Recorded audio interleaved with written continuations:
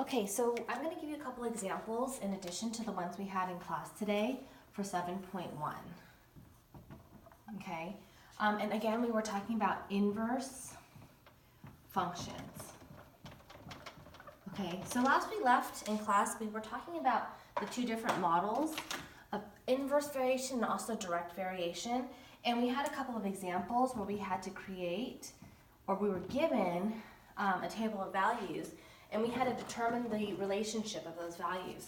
So let me give you a couple more examples because we did one in class, and I want to be clear on it, so I'm going to give you more. Let's say we have a table where we have x values of 2, 3, 4, and 6, and then our y values are -6, -4, -3, and -2. So one way that we discussed in class was that we can do a chart comparison of x, y, and also y over x, okay?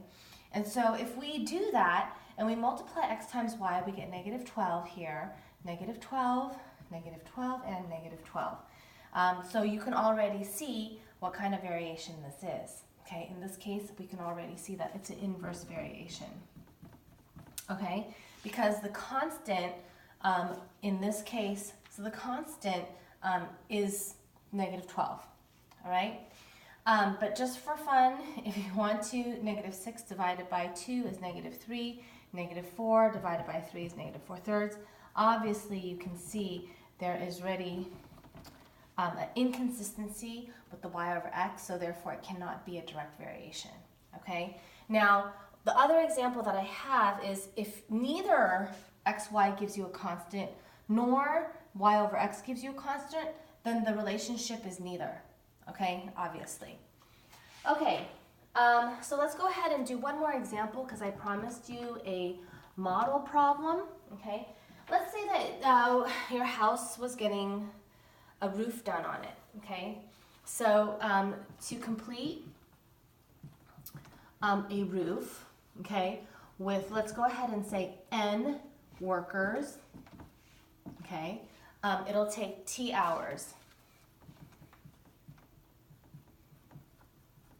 T hours, okay? This is an inverse relationship. So obviously, the more workers you have, the less time it'll take to complete the roof, okay? So we know that it will take 4 hours for 9 workers to complete one roof. Okay, so this is the information that we have, and the question that we are considering is, let's see, complete a table for 2, 6, 9, and 12 workers. In other words, we have to find out how much time it would take for 2 guys to work on the roof, 6 guys to work on the roof, 7 people, or 12 ladies, whatever, okay? So if we go ahead and create a table, essentially what we're doing is we know that we're given n is 2, 6, 9, and 12, okay? And we need to find t. Now, if you're wondering how we can find t without an equation, that's going to be difficult to do. So we're going to have to find a model. We do know, according to our information, that it is an inverse variation. So our general model is y is equal to a over x.